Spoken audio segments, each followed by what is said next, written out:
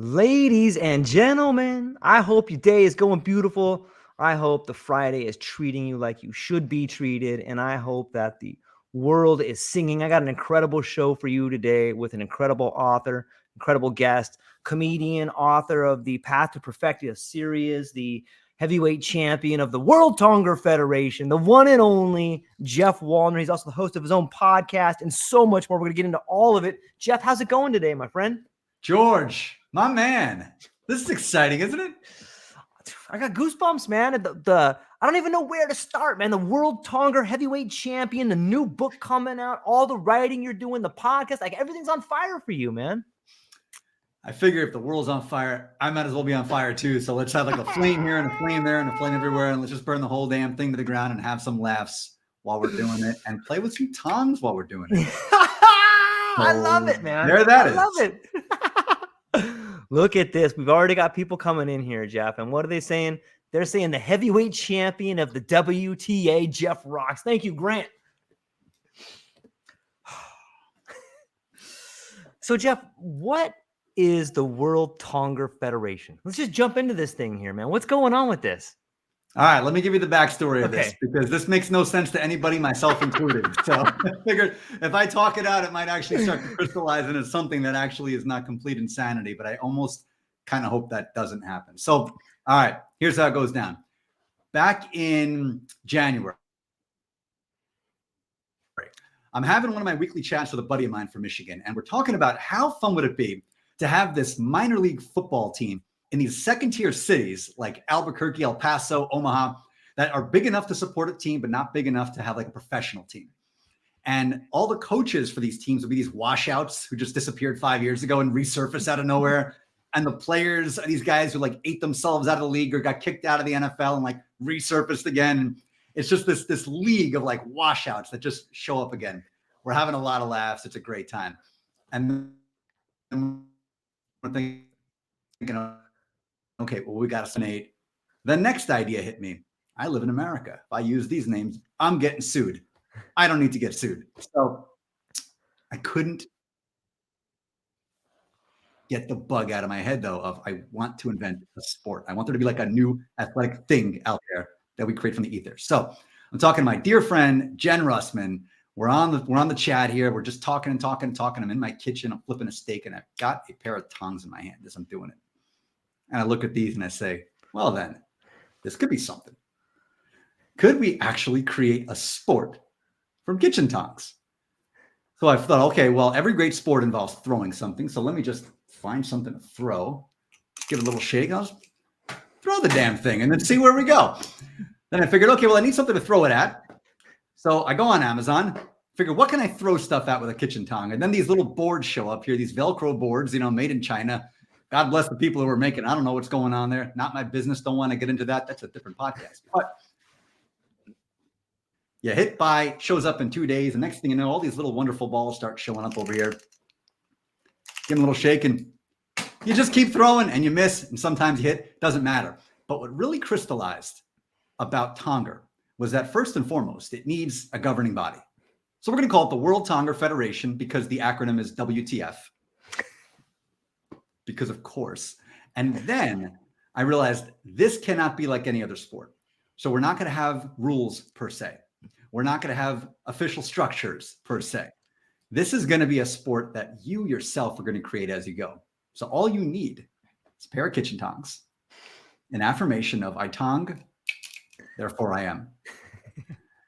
You pick something up, you throw the damn thing, you create the rules as you go. And the best part about it is you can't lose.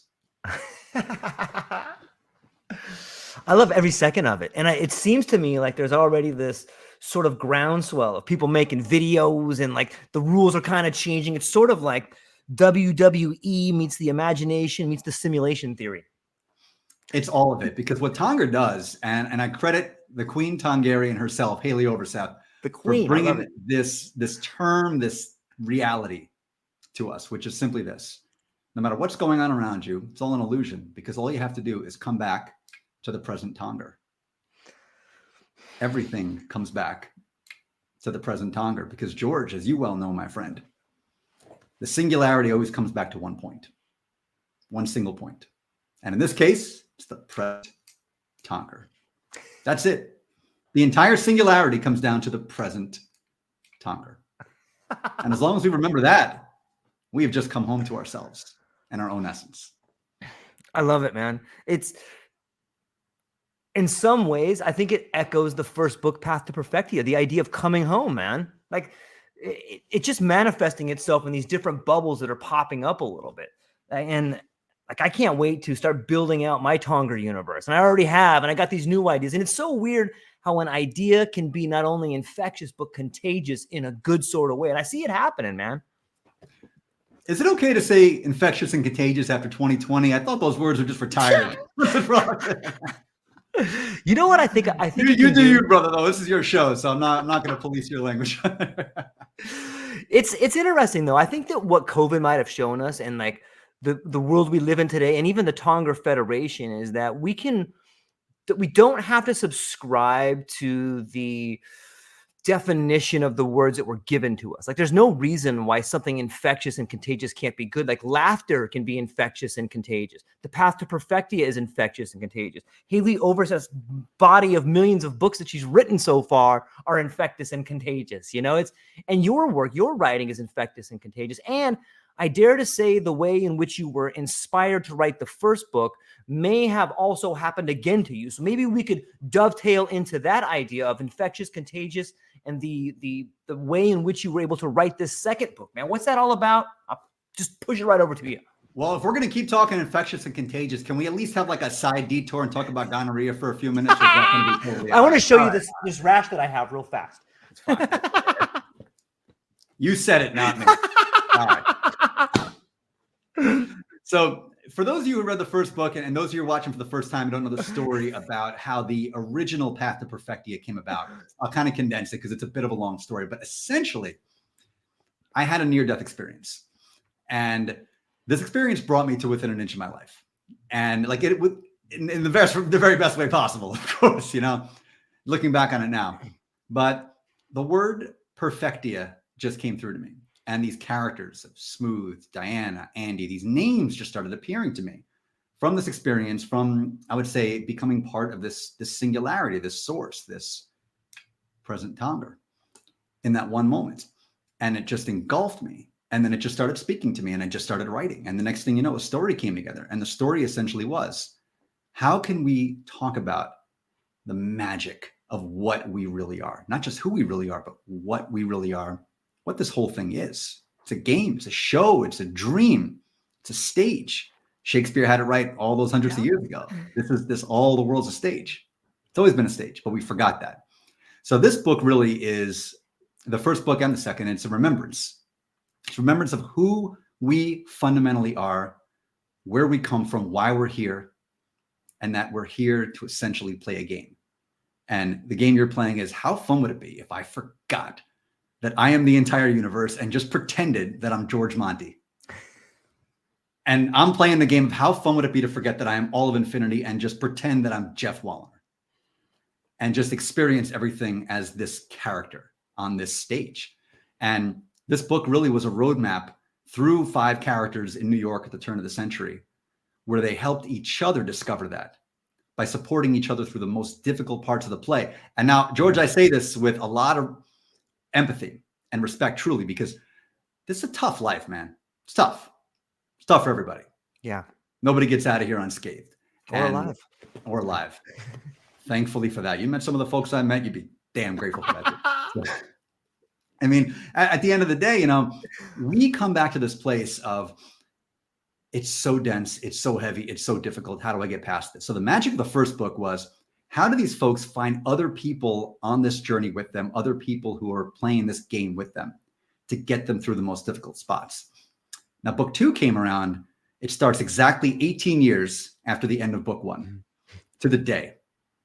December 6th, which is an important day for somebody who's watching this live stream, happens to be her birthday, which I did not know I didn't even know her when I wrote the damn book. So universe, well played, sir. Well played. And book 2 shifted the narrative a bit from how we show up for each other to really, how do we show up for ourselves? And if each of us shows up for ourselves, what ripple effect will that have on the world around us energetically? And we saw it in book 2, and it's awesome.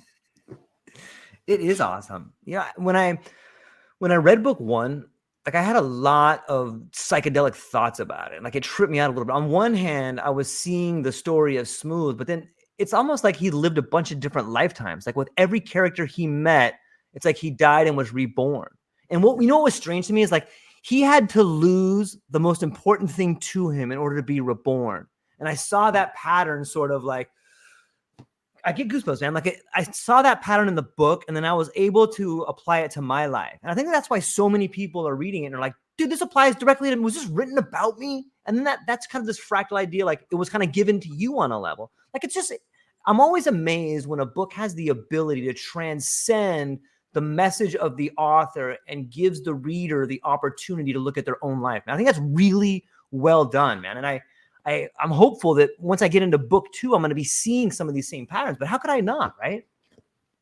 No, absolutely. And, the more I think about it now, kind of looking back on the entire process, it was really, really cool how it just kind of used me as a vessel. The thing, the force, the power, whatever you want to call it, the universe, God, source, Cleveland.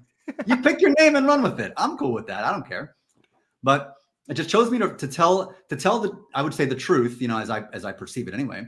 But through this character, like, okay, so use this character and this character's experiences to craft a story.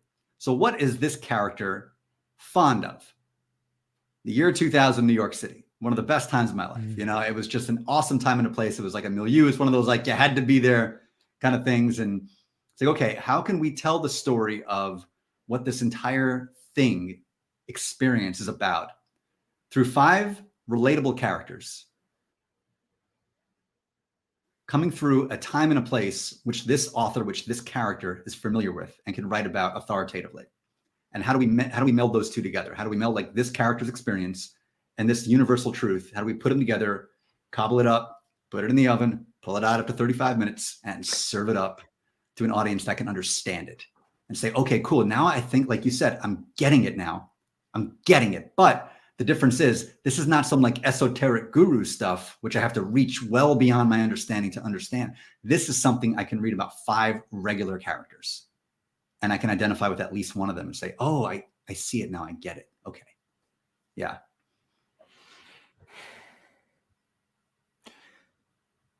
When I read it, like I can see glimpses of you in all those characters. And what's mind-blowing to me, and a question I would love to get your opinion is, not only is the book funny, but it's heartfelt. And I'm curious how, like, when something happens to you, Geoff, do you feel it through the eyes of 5 different people? And maybe that's the wrong way to say it, but it seems to me when something happens to you, you're able to pivot into 5 different dimensions or 5 different lenses and see the situation. Like, and that's, I see that translated into your writing. Is that something you do personally when you find yourself encountering a situation that is like a WTF situation?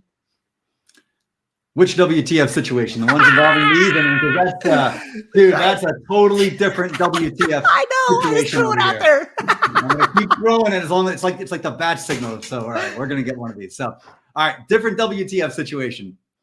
So the writing actually with the characters is interesting because each one of them is a different component of me for sure. There are 5, and I relate to each one of the characters in the book very deeply for very, very different reasons and very different levels. Like there's, Smooth comes from my experience. My lived experience is so much wrapped into the main narrator character of Smooth, which is why I decided Smooth is going to be the narrator so I can write most authoritatively from his point of view.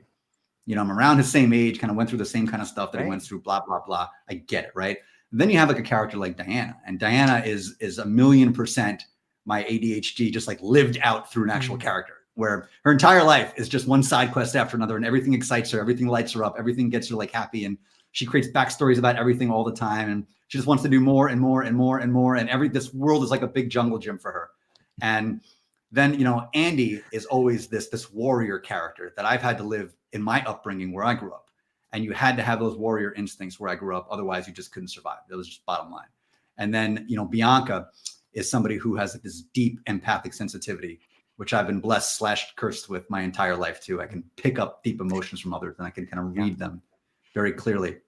And then angel is my higher self. An angel coming down is the one reminding me that the whole damn thing is just a show, and to stop taking it so seriously and to lean into the stuff that sucks, because that's part of the experience, kind of why we came here, because we can't get this back home. We can't get crying at a funeral back home. And, we can't get diverticulitis back home, and we can't get a bad knee back home, and we can't get a heartbreak back home. We can't get any of that back home. We come here to get that. So we can go back home and say, damn, what a ride. Want to do it again? It's so crazy. It's not. It's beautiful. It's like, I see it not only in the book and the characters, and thank you for the explanations of them, but I see it like in so many of the posts that you put out.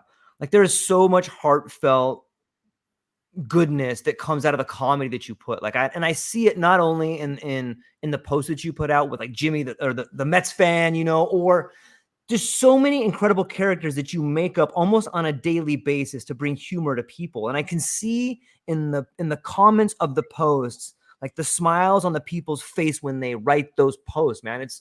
It's so deep, man. I love it.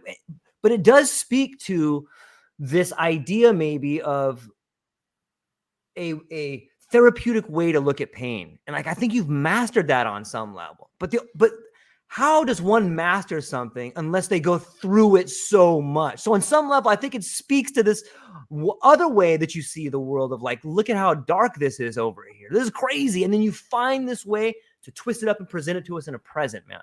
But maybe you could speak to that a little bit. Like, that's a really impressive skill, man. And thank you for doing it. I know I have been stoked to read those posts and it makes me smile. But was there a main event in your life, or is there something, a point when you see the darkness and then something clicks, I guess, is the question there. Where to begin with this one? I know. So George, how familiar are you with human design? I'm pretty familiar with it. Like, I've taken a couple courses and I've spoken to some experts, but so I guess I would say a little bit better than average, but I'm not by any means someone who knows it in and out. That's cool. I'm not going to do a deep dive into it, but okay. I just say that because this will kind of contextualize this thing. Okay, so thank you. I am a 5-1 splenic projector. And as a 5-1 projector, essentially what that really means, and folks don't Google it back home. Actually, you could Google it, knock yourself out. But essentially what it really means is that you have a design. It's almost like you're stepping into a football team, right? And you're 6'5" and 330. That's your build. Now, you could technically play whatever position you want. You'll do a hell of a lot better, though, if you decide to play left tackle versus if you decide to play quarterback. Like, you're not going to be really effective at quarterback at that size. You could try, but it's not going to work out. So human design is kind of similar. Like, you have all these different attributes that you have that are kind of innate to your astrological charts and so forth. And if you do certain things, you're going to be more successful. And if you do certain other things, you're going to encounter a lot of resistance and a lot more contrast than you need to. For the first 40 years of my life, I was the 330-pound, 6'5" dude trying to play quarterback. And that led me to a lot of misery. And it led me to a lot of deep bitterness. And what's interesting about human design is that for my particular subset, the quote, not self, which means if you're living in the thing that is most opposed to your natural essence, that will characterize itself and show itself as bitterness above all. And that is the energy I lived in for a long time. And actually, George, that's where most of my comedy came from. Yeah. For most of my life was just straight bitterness. And that's more most comedy comes from. If you look at a comedy club, just bitterness. It's like, screw the world, screw you, screw everything. And that's where it all gets filtered through. And that took me down this dark, dark, dark hole for a long, long, long time, man. I was on the brink more times than I can count. And each time I was there was something that I couldn't tell you what it was. It was just like, you know, in the book, during certain spots where things were really dark, it just kind of reached in like, no, you're not done yet. You might think you are. You're not done. And kind of just pulled me out of that. And once I hit age 40, maybe something biblical about it, man. You know, number 40 is everywhere, everywhere in the Bible. But once I hit that age 40, that's when I had this kind of near-death experience. That's when this illumination happened. And that's when the truth of everything that was shrouded from me for those 40 years became super clear. Like, dude, you're not supposed to be bitter. You're supposed to step into who you are. You're supposed to step into what you love. You're not supposed to chase a life that's not meant for you. Stop doing things that you hate. Stop trying to impress people you don't even like. Let it all go. And then once I did that, all these, like, you know what it was? Like the hairball finally got removed from the sink. And now the faucet can come down and the water can start reaching where it's supposed to. Because before, all I was getting was like a tiny drip once every 3 years. But now the faucet's running, and that what I call the faucet is like the divine downloads, that connection to perfectia, that connection to source. Once you release that hairball and you toss it out, then it can flow. Do you think it's necessary? Do you think we all go through and we build up this hairball until we are given the opportunity to release it? I'm sure some people are able to find this sort of rite of passage at an earlier age, but some people 40, some people 50, maybe some people 30. But do you think that all those things that happen to you are necessary for you to begin to understand who you are and what you want to be? You know, the great Lonnie Ray says it best. The greatest Lonnie Ray. Thank you, Lonnie Ray, for everything. Lonnie, you know we love you. Yep. Rattled awake. And there's something profound and true about that. And I think that the rattling is different depending on how asleep you are. And the more asleep you are, the more you're going to get rattled in bed to wake you up. And if you're kind of asleep, you'll only get a little gentle nudge. But if you're like in a coma, the house is going to burn down to wake you up. So I think it's all commensurate with like where we are in the process.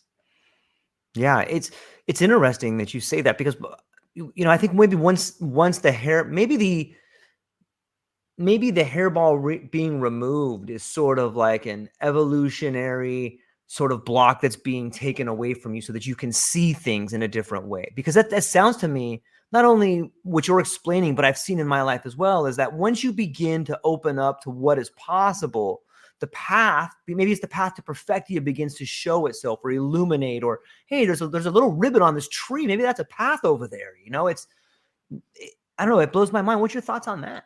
Yeah. And that's, as you know, that's very much woven into the theme of the Path to Perfectia story. And that's the essence of the Path to Perfectia. What it really means is the path back home. Right.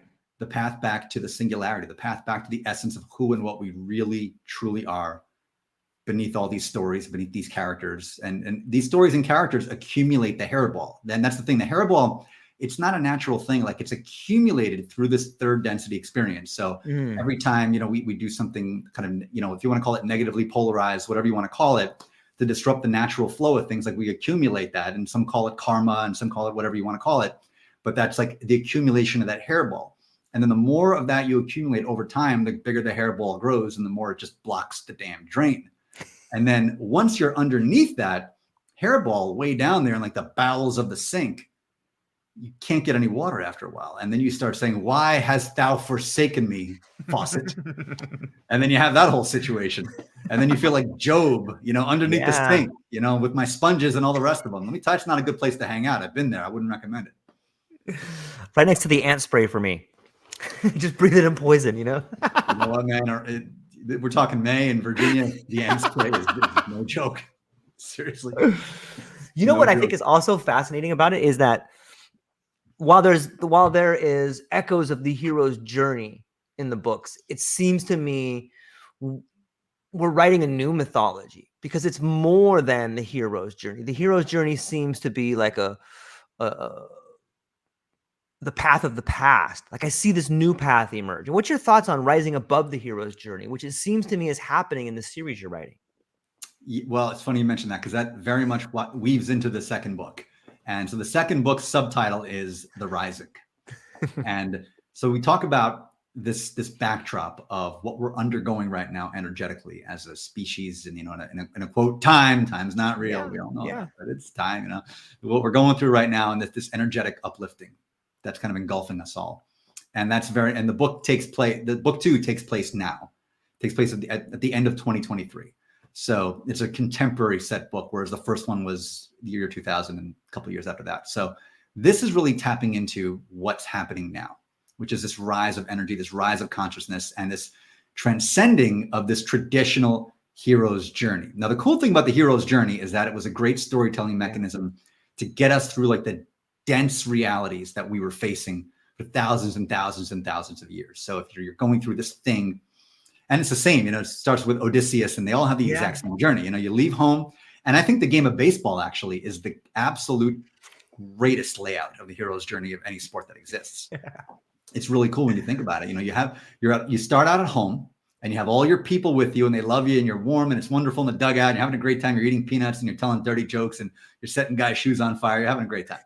And then you venture out into the world. Like the hero ventures out to seek adventure. And you get to the plate and then you get on base. Now, when you get on base, this is like where the adventure really is underway. And like every other hero's journey, you will encounter friend and foe along the way. And the friend will be like the first and third base coaches who are going to give you advice. We're going to wave you in, you know, and then, but you have your foes, you have the pitcher and the catcher, and they're all colluding to throw you out and this and that. So you have all these things that are happening and all these dynamic undertakings. And eventually you round all the way back home. And then when you come home and you step on the plate, who's there to greet you? The people who love you the most. They're there to welcome you back home with open arms. So like their entire life can be seen through the lens of baseball. And that served us for a long time. But I think that's changing because that needs a heavy, dense contrast to kind of go through to get home. I think as time goes on, that contrast is going to lighten up and lighten up and lighten up. And the density is going to get lighter and lighter and lighter. And the vibration is going to go higher and higher and higher. And as that happens, I think we're going to explore physical reality through a brand new prism, one that we've never experienced consciously, at least in this space-time construct. And it's going to be, I think, an exploration of bliss. We've explored suffering hell of a lot. Yeah. We've been really good at that. But I think we're now going to start exploring bliss. So buckle up. It's going to get good. Yeah. I first off, I would read you should write a book on philosophy and baseball. Like I would totally read that. Like there's so much in there. Like I could see that's really cool to think about it from that angle. And it does set up like the different paradigm and this guy's born on third base. And you know what I mean? Like, you put so much cool stuff in there. Legit. You met some of my old coworkers, I see. I think we all have those coworkers, you know, it's interesting to think about. I do see this paradigm shifting in a way that, you know, in some ways I can see, it seems to me the younger generation have a way of seeing the world that the older generations can't see. It's almost like you can see evolution in real time. Like these kids are like, this stuff's pretty dumb. Why are we doing that? That's silly. We shouldn't do that anymore. And it's fascinating to be in midlife right now and be able to look on one hand and see the people that brought you up and then look down the line and see the people that are coming up. And I mean, do you think that there is specific sorts of responsibilities for people in middle age to be helping people on both sides? I think the best thing that people in middle age can do right now is just come home to themselves. That's it. I think that's the best thing anybody can do. And I really believe that. So if you approach it from the perspective of this is all one big connected singularity, the idea of you as a separate entity and me as a separate entity and Dan Smolin as a separate entity and Haley and Mark Davis, what's up all? These are all illusions, the big house of mirrors.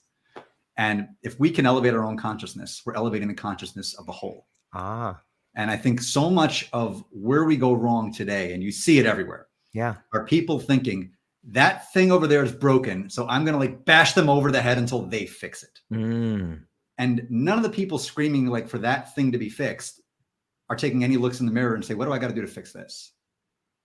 What do I like? What behind every like frothing, angry person on any side of any issue is somebody with deeply unhealed trauma of their own that they're not addressing, and they're like scanning externally to see.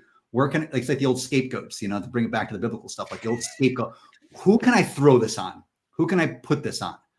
And this happens everywhere. And the more we keep doing that, thinking that's going to like fix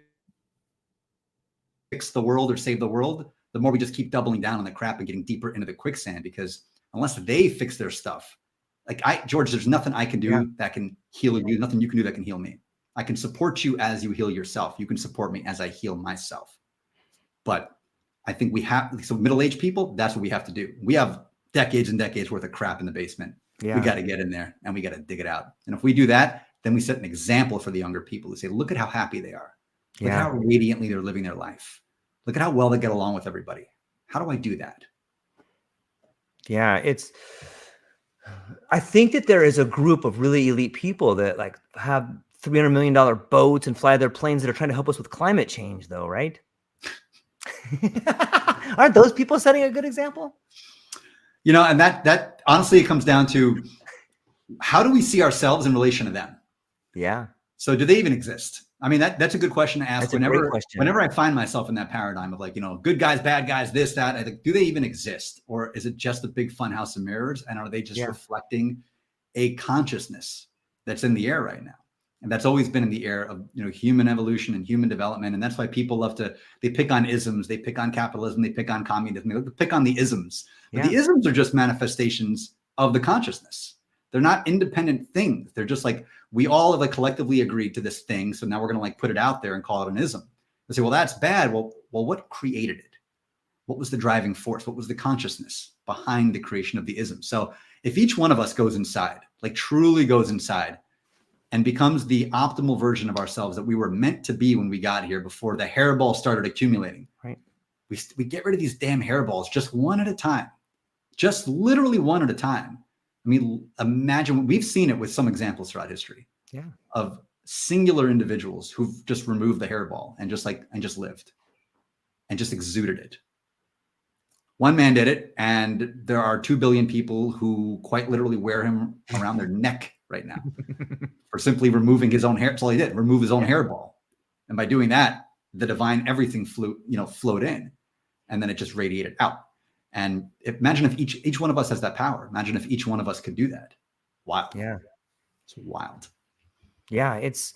I do think it's not only wild, it's wildly beautiful, to see what happens to you when you stop paying attention to all the noise. And it's hard to do sometimes because there's so much noise. And like you said, we all have this basement where we have these radio receivers turned on and we're secretly listening for the noise on some level. But when you can take a moment to figure things out for yourself, or just tune out the noise and tune into the relationships of your life, you start looking out your window and you're like, I don't see anything out my window that I see through this TV window. I don't see it. How come? It's pretty amazing to think, right? I mean, we do create our own reality, right? And the fun part about the fun house of mirrors is that you do create the house of mirrors too, like as you're going. And, I love the Bashar channelings, man. And it's really cool what Darryl Anka does. And one thing I took from it that I really dig is that he talks about how, we're sliding and shifting into different realities and dimensions billions of times per day, billions of times. And, if you take the multipotentiality of the multiverse, there's everything happening all at once. Like, what are you, quote, sliding into? Like the old show Sliders from the 90s. Yeah, I love that show. Until the show like completely went to hell in season 2. But that's, but it was great until then. It really was great. And it's the same idea of like, you're constantly sliding and sliding and sliding. So what do you choose to slide into? We could slide into whatever we want. I was a political animal in my 20s, and that's the world that I slid into. And I met a lot of my friends in that world, and they're still there. They haven't slid out of it. Yeah. They love that. They're obsessed with it. That's their thing. God bless them. That's their journey. It's not mine anymore. That's not my noise anymore. Yeah. And that's cool. That's the world that chose to slid out of. Now they can slide in, they can slide out whenever they want. That's the fun part, man. That's the cool part about being infinity in the meat suit. You can still tap into that infinity, which means choice. Always have a choice of what you're going to slide into and how you're going to react to what's around you and what funhouse emerge you're going to like redo. So get in there. Do you see events like, for me, psychedelics has been a portal in which I can slide through dimensions on some level. I feel as if it has given me a sense of awareness about situations that I didn't have before. But so too have traumatic events provided me that portal. I'm curious to get your idea on portals and sliding through events. Well, you have the right highlight right now, because Queen Lonnie Ray is going to come right back to it, rattled awake. This is what it does. This is what traumatic events do. This is what fundamentally psychedelics do. Like all these different things are these rattling catalysts to just shake you out of the slumber of, I'm a separate being, I'm small, I'm helpless, I'm powerless, I'm a victim. Like this is a narrative that is fundamentally untrue, because that can't be true against the backdrop of what you really are. It's just incompatible.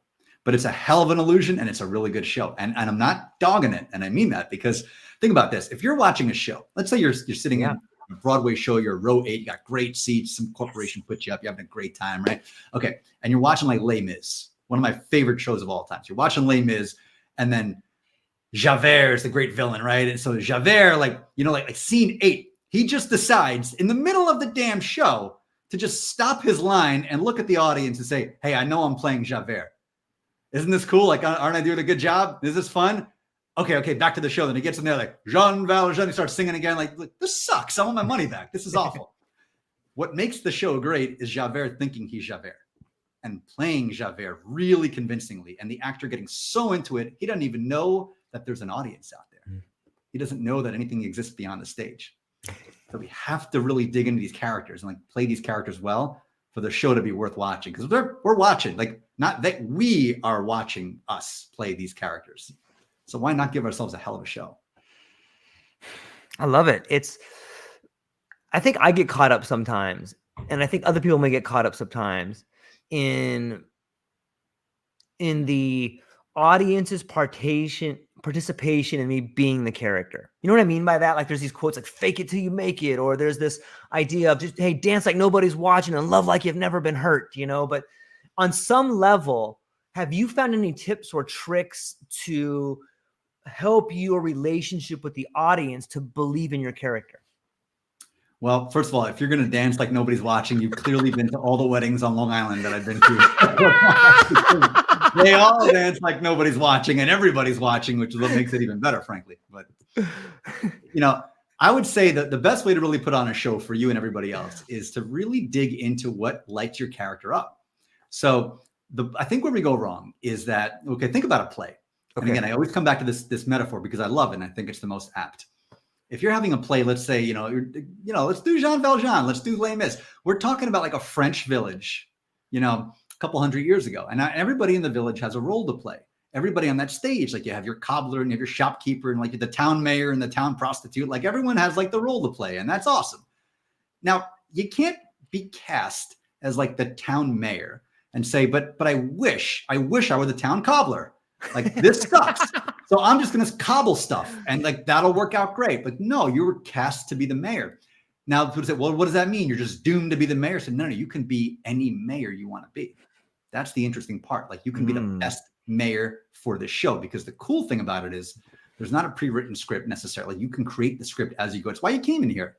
Yeah. You're not only the actor, you're the writer, director, producer, you're everything. So if you are the mayor and you're cast as the mayor, how do you put on a great show? Well, you don't pretend to be the town cobbler or town prostitute. What you do is you say, how can I make such a cool scene and an impact being the best mayor that I can be?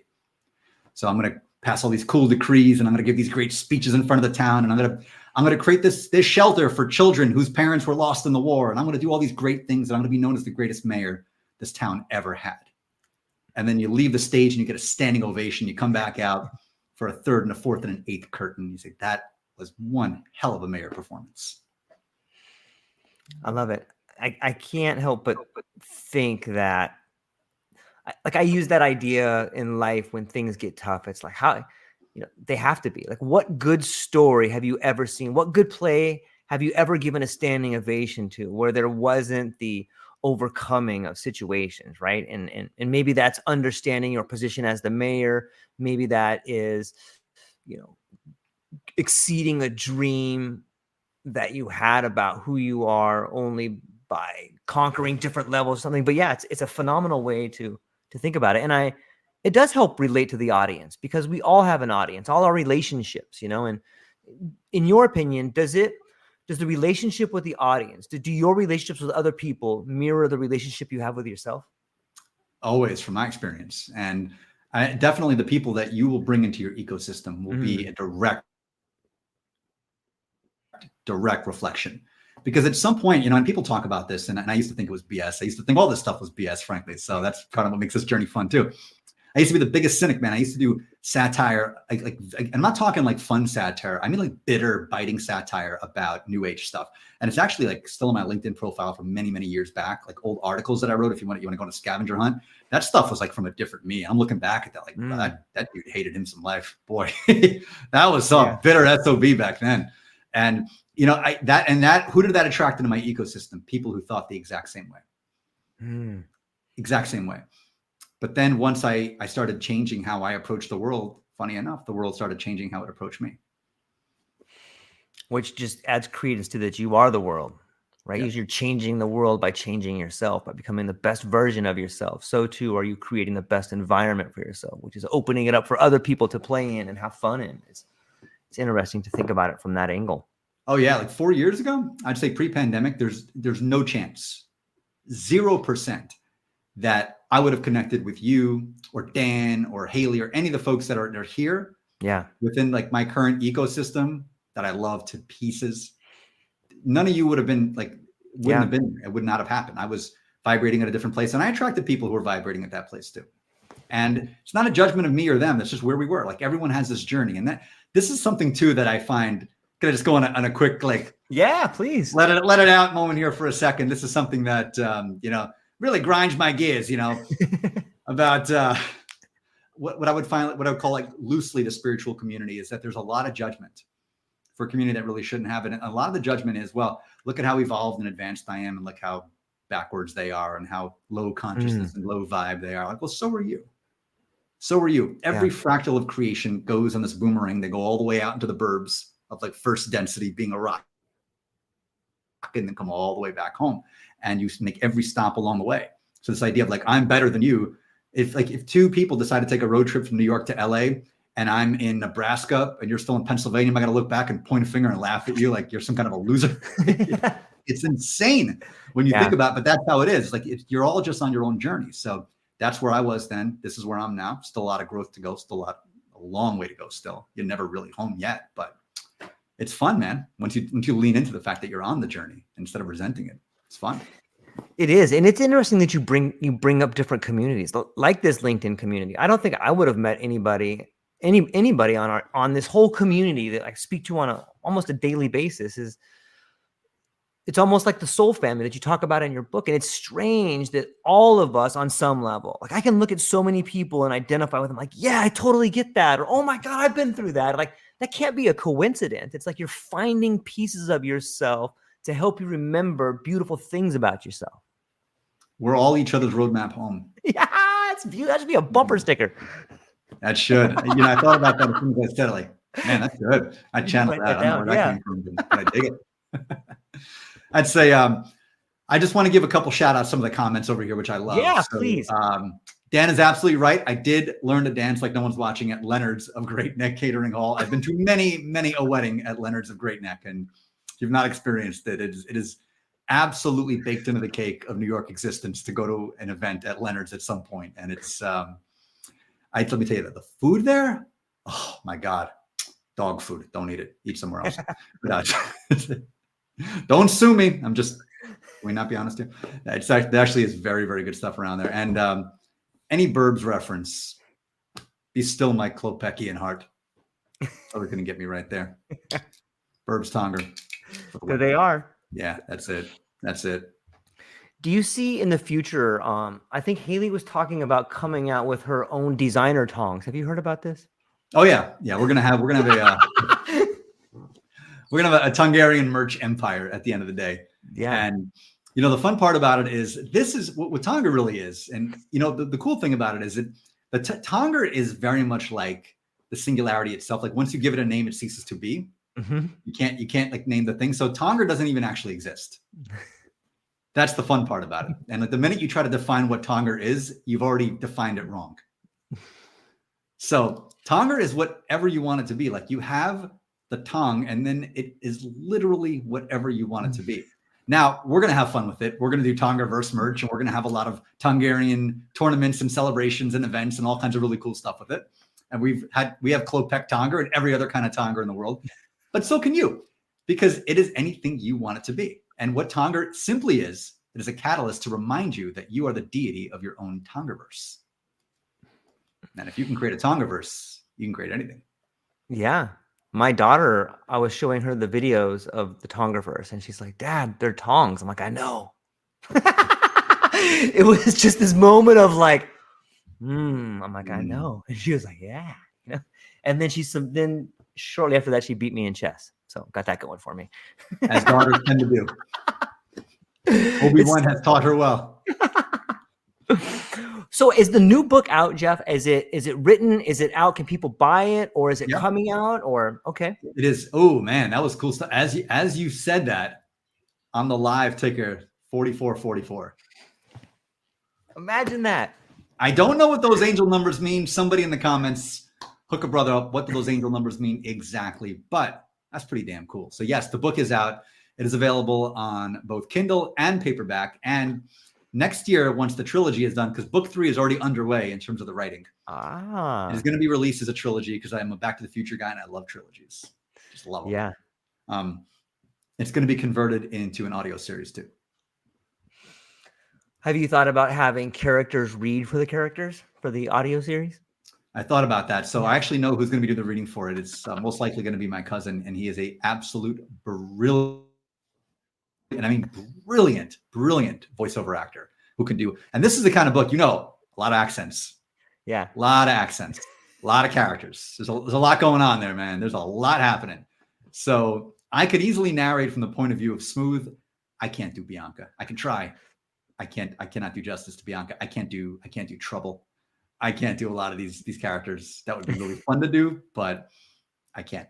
But I know someone who can, and it's going to be awesome when he does it.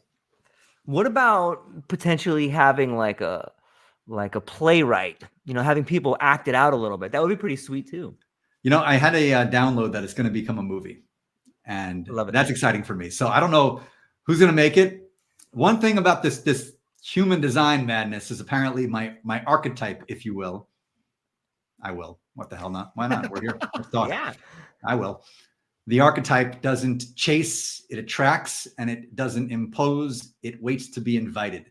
So, and I used to think that was like BS. But then I started looking back on my life and I realized, man, that is so profoundly true. Like I have never chased after anything or anyone successfully in my life. Every good thing that has ever come my way has like invited me to be a part of it. So with this too, like I'm not chasing down movie studios and I'm not chasing down directors and producers and like, oh, please make this into a movie. Like the book will get into the hands that it needs to get into, and then people will reach out to me and then it will happen.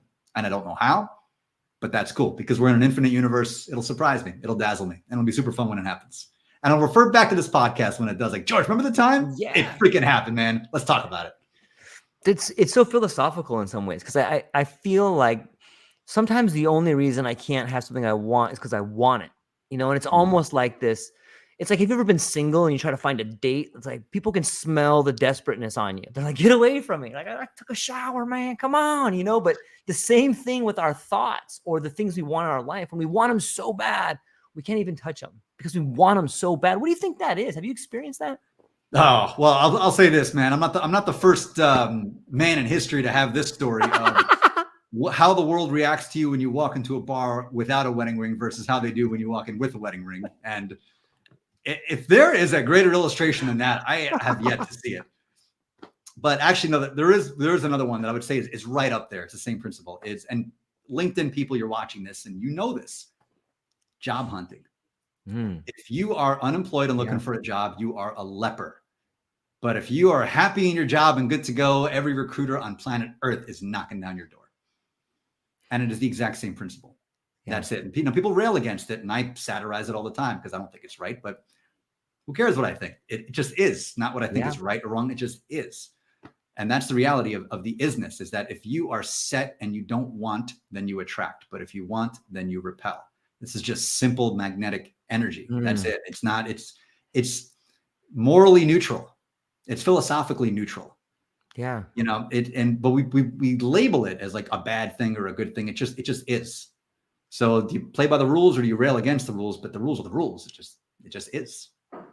Yeah, I think this speaks to the idea of letting go or surrendering, because it's real easy to get in your own way when that happens. If I say to you, okay, Geoff, I want you to meditate on not wanting anything. And then you're like, okay, George, but now I'm wanting to not want anything. Like you just get in your own way. Like you just have to like think about it, hold it. Okay, why do I want it so bad? Well, I would like to have this thing. Okay, deep breath. Let me live today. But once you get out of your own way, you clear that magnetic blockage and then you can open it back up to the attractiveness again, I think. What do you think? 100%. It's why I don't meditate. And that surprises a lot of people when I say I don't meditate at all. Right. I tried it. It's not for me. And I know why. Because whenever I meditate, it's coming from the energy of now I need to relax and I need to slow down and I want. It's like pushing away everything that I actually really do need, Mm-hmm. by proclaiming that I need it. Because for me, it's not natural to meditate. For some people it is. So I'm not knocking it as a thing. For some people, meditation is great. Love them for that. You do you. Not for me. For me, what I call meditating is just getting into the flow state. And to me, flow is where I am in my most natural state. So I think, okay, what do I want to do right now? Like, what do I most want to do? And if it just means being, just like sitting around and doing absolutely nothing, then cool, then I'm meditating. But if it means going for a walk, then I'm meditating. If it means listening to like a ridiculous playlist I put together, Mm-hmm.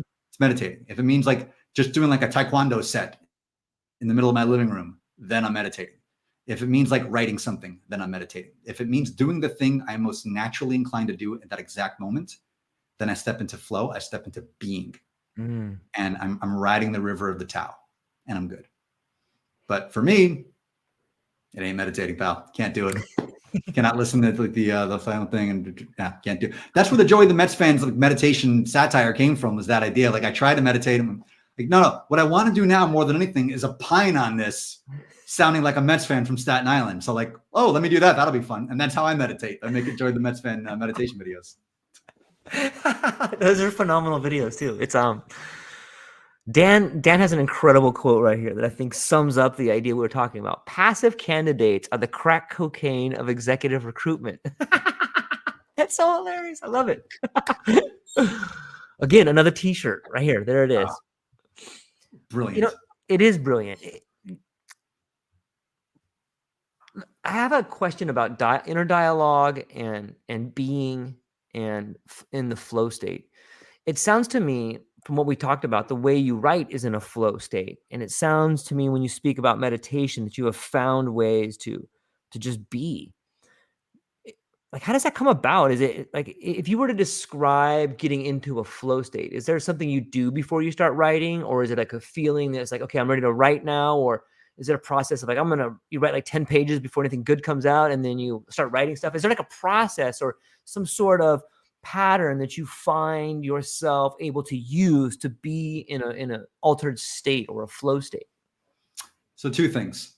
I would say so it's a two-step process. The first is remove the hairball.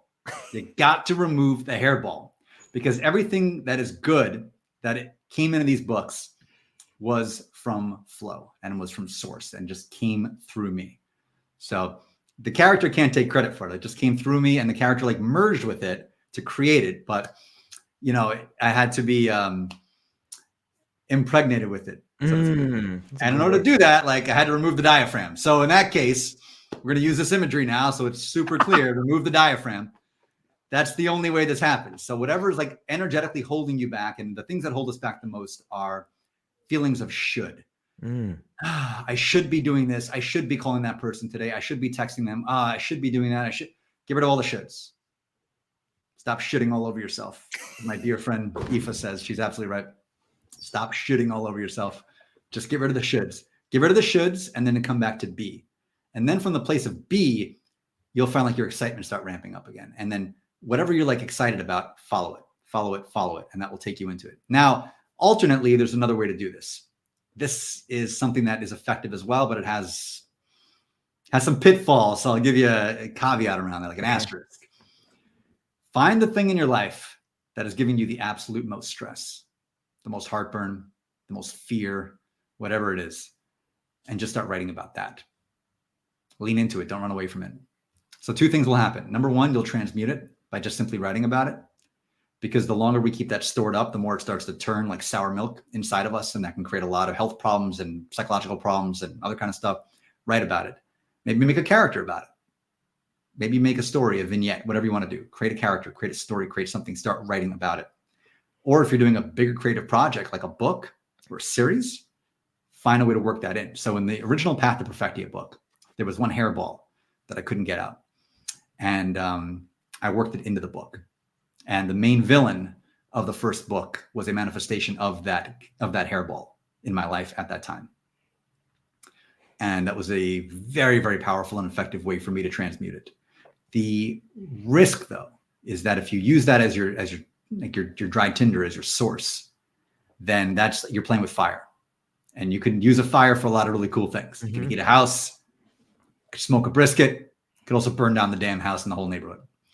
So be careful when you're doing it that you don't indulge in it too much. Like you see it, you step aside from the hairball, you see what's happening, and you acknowledge like, oh, there's that thing. Okay, that thing is happening to this character. Interesting. Let me write about that. I'm feeling that. But if you get into the character, like, oh my God, this thing is happening to me. What am I going to do? And you feel that. The more you write about it, the more like it's like you're breathing oxygen into the fire and you're expanding the fire, and the fire becomes bigger and bigger. And until it's just like the fire, all there is the fire. So if you're going to use that, be mindful about it. That's all I would say. Man, that's deep. It's yeah. Do you ever feel like you like I'm trying to get this out there? I think there's a lot of levels there. When you're writing a story, are you writing about your past in the future? You know what I mean? There's like a lot of levels when you're starting to put that model into play. Like you're the main character in the story that's living it, and now you're going to write this other story that may or may not come true, or maybe it's already come true. Like how do you play with that concept of, I know you spoke there is no time, but how do you make sense of being the main character in the story while simultaneously writing about his past and present? You really, it's wild, dude. But once you get into the process of it, you realize some really unbelievable things start happening, and that like you're creating not only the reality that you're writing about, you're creating the reality that you're living, and that they will very often overlap in ways you can't even wrap your head around. So, okay, here's a crazy story for you. Okay. So from the first Path to Perfectia book, and I'm not going to give any spoilers away, but there was a scene at in a TV studio.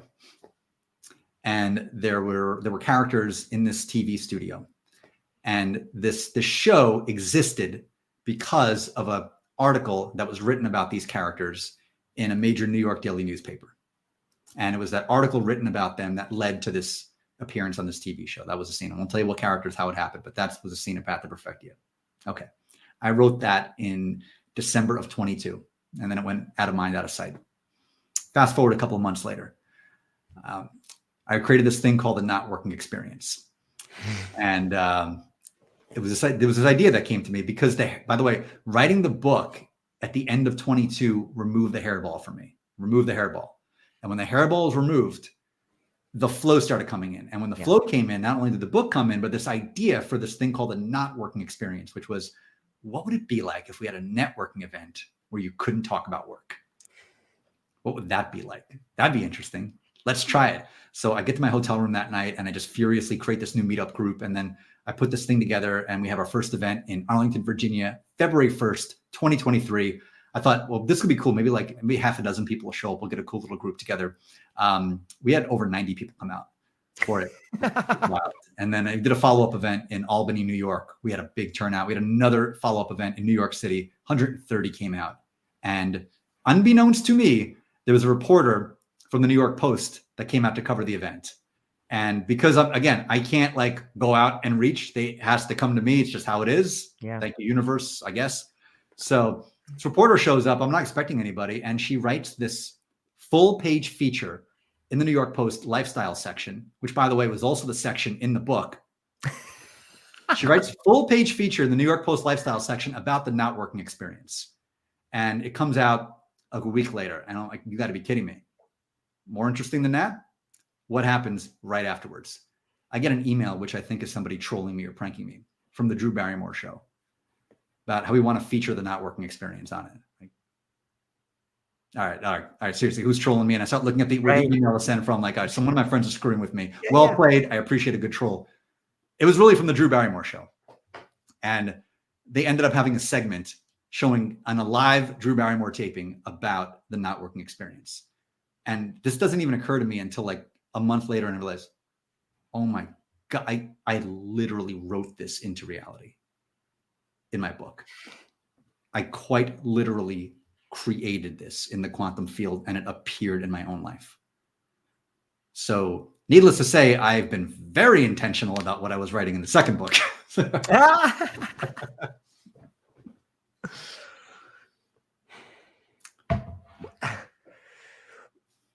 What an incredible moment to realize how powerful your thoughts are and that your thoughts are things and they can become your reality. It's one thing to read a book and hear someone talk about it, but it's another thing to speak to someone who's actually can show you the receipts of the evidence of it, man. Like that. Is that something that changes you forever? Forever. Because, you know, there's so many moments, and I'm sure you probably tell me if I won't speak for you. Tell me if you still experience this. Okay. Where no matter how much evidence you've seen of this thing, what do you want to call it? There's still some moments when you'll have these doubts of, am I really just hallucinating all this crap? Like, is this any of this even, like, is this all actually just the materialistic reality that, you know, science over the past 100 years has told us that it is? And that, is this all just one giant dose of copium to deal with the fact that I'm this insignificant speck in the universe and I'm going to disappear, and I'm trying to create all these stories to make it make sense? And you'll occasionally keep, no matter how deep of a quote believer you are, or even a knower that you are, you'll have these moments you'll slip back into it. But once you cross the Rubicon of an experience like that, like, there's no way in hell. There's no way this is all just some big cosmic accident. There's just, I mean, that is like 1 trillion to 1 odds kind of a situation unfolding. There's just no way. And then you start looking at other synchronicities and you realize there's just no way. There's just no way that I'm not living in a simulation that I myself happen to create. There's no way. Yeah. What do you think is there a relationship between spirituality and simulation? Another theme explored in book 2, but yes, and will be even deeper explored in book 3. But yes, very much so. I mean, I think fundamentally, I think spirituality is just the word we use to describe the science we don't yet understand. I mean, if you look at all the things that we're doing right now, right, they would have been considered woo-woo, spiritual, hocus pocus. They would have been considered, I mean, anything, literally. I mean, even this board back there that's lighting up right now, if I get into Doc Brown's time machine and go 1,000 years ago, they burn me as a witch just for having that thing that's lighting up. Like, just lighting up like that, I'd be burned as a witch. Like, that'd be inconceivable to a person 1,000 years ago. Utterly inconceivable. Inconceivable 300 years ago, much less 1,000 years ago. Inconceivable. So, waiting for the inconceivable comments. Let's go. Chop, chop, Princess Bride people. You're on it. Let's go. Let's do it. That's exactly what would have happened. So I think some point down the road, other things are going to come in that are going to just unveil more truths of our quantum reality that today would seem spiritual, like, you know, communing with the dead, for instance. Like, we look at that mediumship and we say, it's hocus pocus, blah, blah, blah. It's all garbage, blah, blah. You have to have faith to believe in that. Well, it's just, we're just communicating with a different frequency. That's all it is. And one day the frequencies will be more merged and we'll have more an opportunity to communicate and understand and connect. And it won't be that hocus pocus. If you tell somebody again, 100 years ago, 50 years ago, that you can have a conversation like this with somebody in Virginia and somebody in Hawaii, speaking to each other, looking at each other in real time, this is something you would have said, well, that's on Star Trek. It's not real. It's not real. That's mysticism. That's crap you see like in a TV show. It's not real. So I think that's all it is. It's an evolution toward understanding. Yeah, I love that concept, this evolution towards understanding. It seems like so much of our language is so limited. We only can conjugate verbs in the past and the present tense. Like, what happens if we could conjugate verbs in different dimensions? What if we added like what is that? A prefix or a suffix that denoted meaningfulness? Like, you could change contract law, but just by put an IX in front of a word. And like, that changes the way you see the world. Hey, pretty soon we have all kinds of room to move. If we just change the language, then we can change our ideas. I was talking to Sebastian Marincolo a while back, who wrote a really incredible paper on what he called, like folk science, and he goes, in 100 years, George, we're going to look back at like love and anger and all these folk science words as like, that was so funny. We thought that thing was love. We just called it love and moved on. Like, we don't even know what that is. But like, in a few years, maybe less than 100, maybe in 10, with how fast things are going, we're going to realize what attraction is. We're going to realize what love is. We're going to realize what meaningful conversation is, what dialogue is, and how to really conversate with people. It's pretty exciting to think about, right? 100%. I think we're gonna actually look back at religion the same way, in that, and I actually think we're gonna look back at religion with a lot more reverence than we have for it today. Yeah, because I think we're gonna see it as this, and I absolutely love this description and this parable, essentially that they're all different parts of the same elephant. And, it's like when one person will look at the tail, another will look at the foot, say, well, the elephant is a foot, clearly. Well, no, the elephant is a tail. And like they'll argue and they'll kill each other and they'll have wars that last hundreds of years over what's the real elephant. And it's all the elephant. And, and I think of all these different faiths, and I think each one of them has like a deeply, deeply profound truth. And I think they're all expressed in different ways. And I think we will have, like, once the understanding becomes universal, I think we'll look back at it and say, okay, I get it now. So you look at Christianity and you look at the message of Jesus. And this was this message of there's an interconnected field of love. And that to live in your highest alignment, you have to live in that alignment of the interconnected field of love, love thy neighbor, all the golden rule, all these precepts of Christianity. Then you look at Judaism, that brought the idea of the singularity, the one God, the singularity that is of all. And then you look at Islam, this idea of submission. It is surrender, like we were talking about. It's like, stop trying to force the flow, just to surrender to the will. And then, which is very similar to Taoism, that's, riding the river of the Tao instead of trying to alter it. And then you look at Hinduism, all these different representations and manifestations, these forms and these illusions that we've created from the one source that all show up as these different gods of different things. So it's all true. Like, it's all true. Yeah. And I think one day we'll realize that in retrospect, instead of dogging them all the way we do now. That's not cool. Come on. Yeah. Yeah. They're doing the best they can. We're all doing the best we can. We're just people in the meat suits. Chill.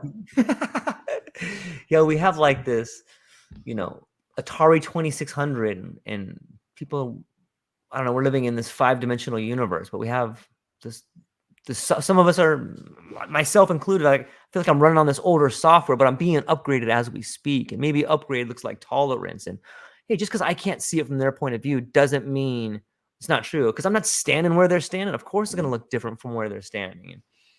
It's fascinating. Here's a great question from our friend Clint Kiles. He says, do the characters in your stories have free will, or are they subject to your predetermined path for them?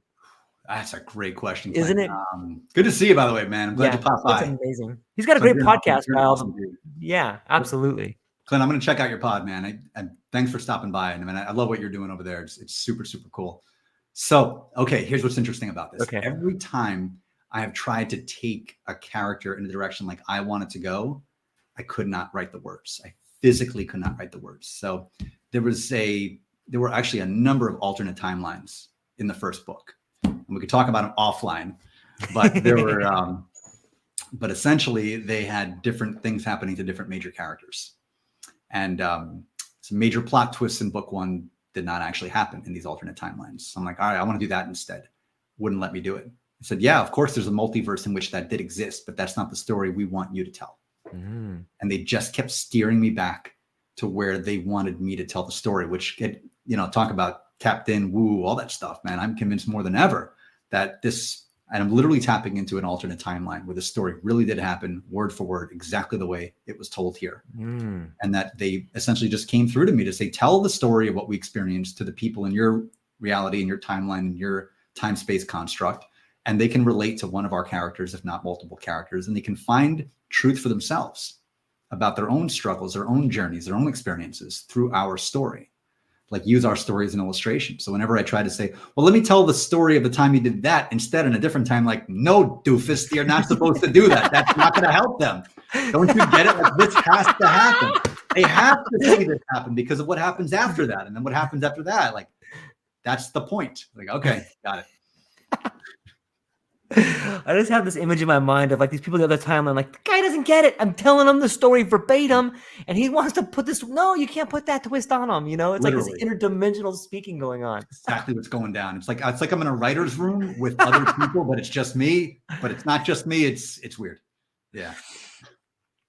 What do you hear them talk to you? Is it like a knowing, or are there voices, or is it strictly a sort of an automatic writing thing? Like, how, when you're in the writer's room, how are they communicating to you?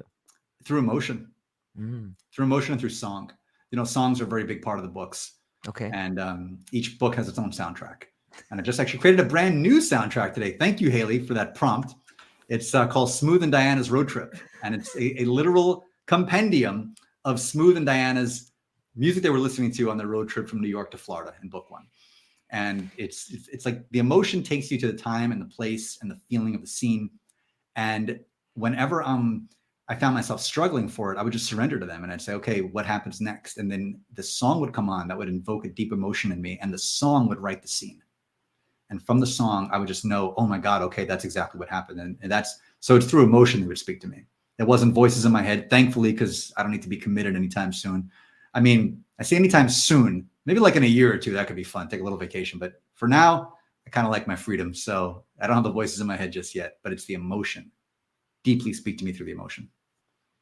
That's a fascinating concept. Is it, if someone reads book 1, can they go on your website and then watch the soundtrack or listen to the soundtrack or download the soundtrack? Yeah. So you can actually just go to Spotify and you can just literally look up The Path to Perfectia, and it will have the soundtrack of book 1. And then for book 2, The Path to Perfectia, The Rising. And so you can just literally, the playlists are exactly what they are in the book titles. So you can just go right on Spotify and they're right there for you. Anybody can pull it up and play it anytime. I heard there's an Easter egg in there too, the same way that you can put on White Rabbit by Jefferson Airplane and watch Alice in Wonderland. I heard there's a secret song you could play while reading the first chapter of Path to Perfectia. Do you care to share that song with people? Is there? That's what I heard. That's the word on the street. I'd love to know who's spreading that word, man. It's not me, but I don't hate it. I'm here for it. So let's talk, man. It's out there. I'll just leave it for the people. I mean, people that have read the book, I think they can put it in the comments, or they can go and they can reach out to you and see what it is. But I'm pretty sure it's in there.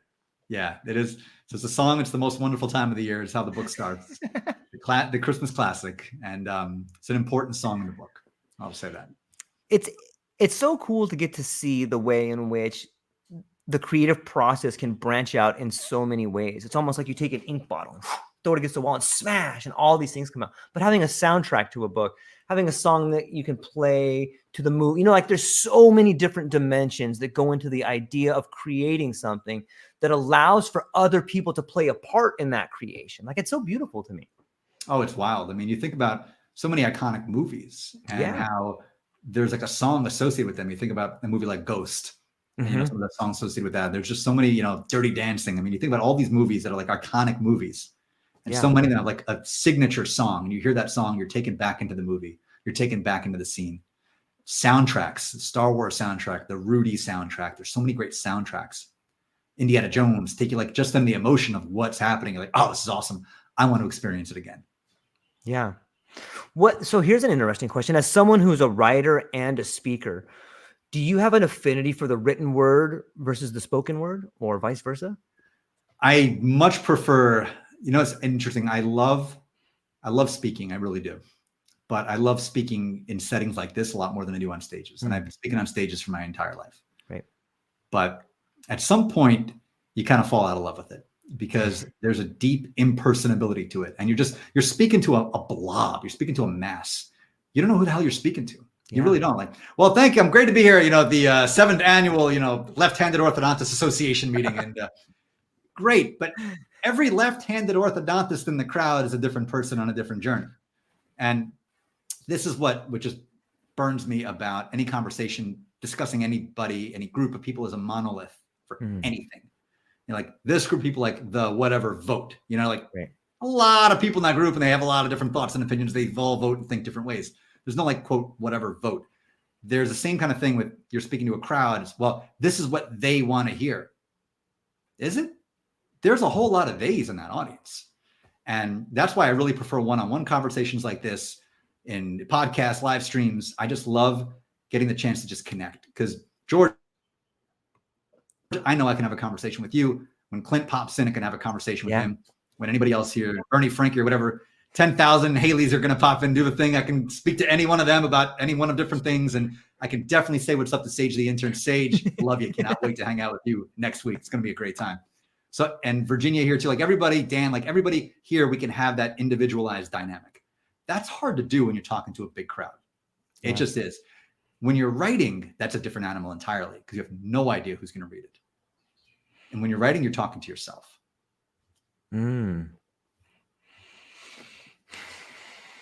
Yeah, sometimes I wonder, like, when you do speak to a mass, you have no idea what message they're taking in. But that's kind of similar to the book that someone reads? Like, you still don't know what message they're going to take away from it.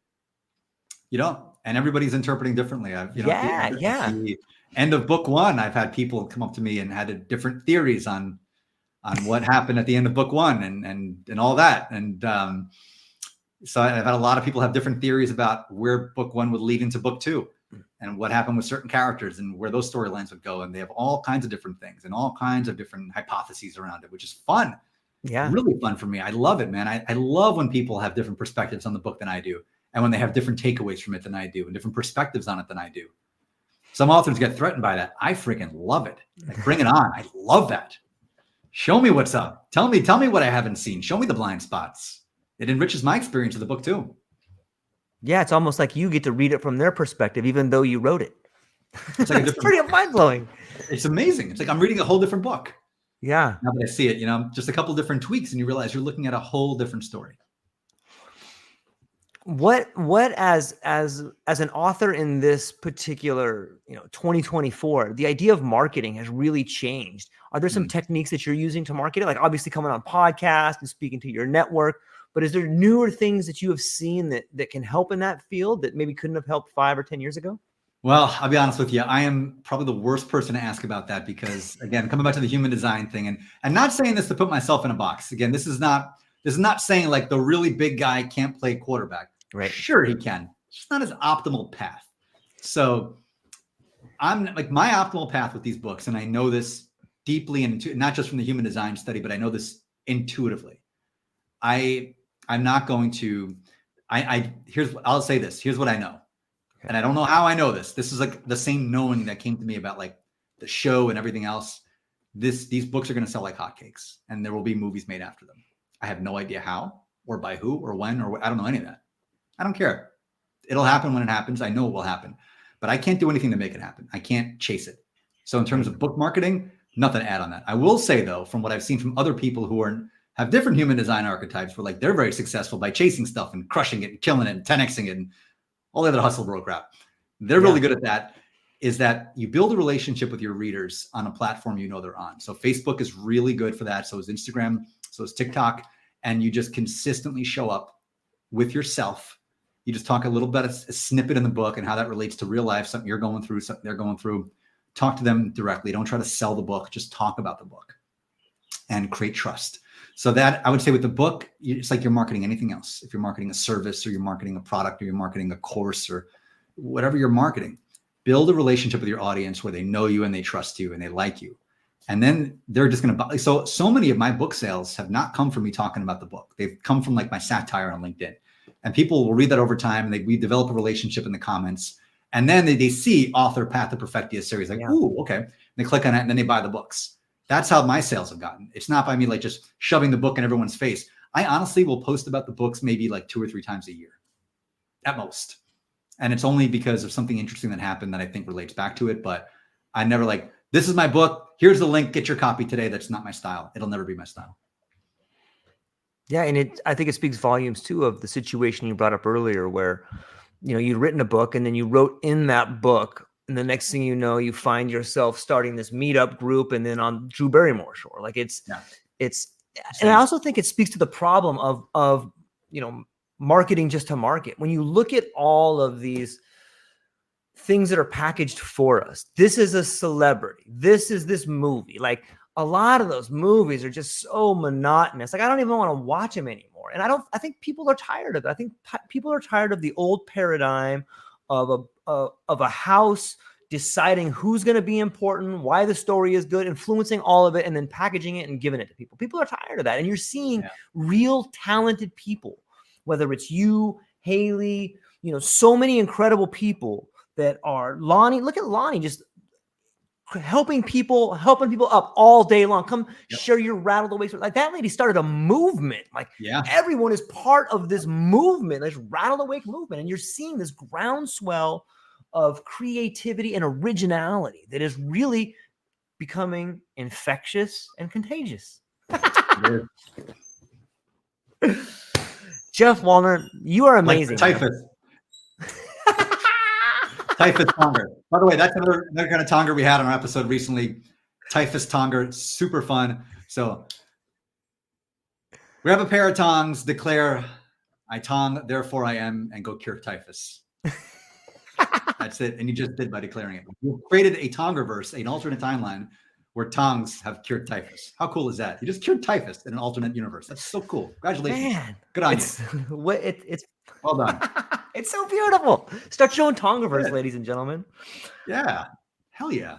Geoff, this is amazing, man. I love our conversation. I'm super stoked on what you're doing. And I think that you're providing a really cool medium for people to explore different universes, not only through your creative work, but also just by putting out so much positivity and being such an amazing person. But before I let you go, where can people find you? What do you have coming up and what are you excited about? I'm not giving my home address, if that's true. Damn, I thought it would work. I thought it would work this time. God. Just connect with me on LinkedIn. Seriously, that's the best way. Connect with me on LinkedIn, and you can see what's going on over there. If you want to learn more about Tonger, just seriously go to tonger.org. That's it. Tonger.org, and just check us out. You can look at our leadership. Our board of directors are all AI characters. We don't have any real humans in charge of this thing. It exists, but it doesn't at the exact same time. Like the chairman of our board is a literal dog named Colonel Cuddlesworth. We have like a military dog. And we have like a walrus on the board of directors too. We have like a lot of all kinds of characters like that. And we're going to be having a lot of in-person Tongarian events. If you happen to be in the vicinity of Sioux Falls, South Dakota on June 29th, look at that lighting up. It knows it's getting excited. Yeah. Road trip. It's going to be awesome. We are having a Tonger celebration in Sioux Falls on June 29th. And we're having one in Chicago the prior weekend too. So if you're around Chi-Town, you let us know. We're going to be bringing Tongarian celebrations, delirious days of joy to everywhere you are, including Hawaii. So yes, that. And of course, Lieutenant Peanut Buttermiss. We cannot forget Lieutenant Peanut Buttermiss, without a doubt. Yeah. So connect with me on LinkedIn. Let's talk. Let's chat. Let's do the thing and learn some more about Tonger at tonger.org. And just join. And honestly, if you want to follow the goings of it, Play Tonger on Instagram. That's it. Just follow us. Play Tonger. You'll see all the ridiculous clips that we put up and all the animations and all the stupid games and all the just the Tonger ridiculousness. And join the movement. It's fun. Be Absolutely. A deity. It doesn't suck.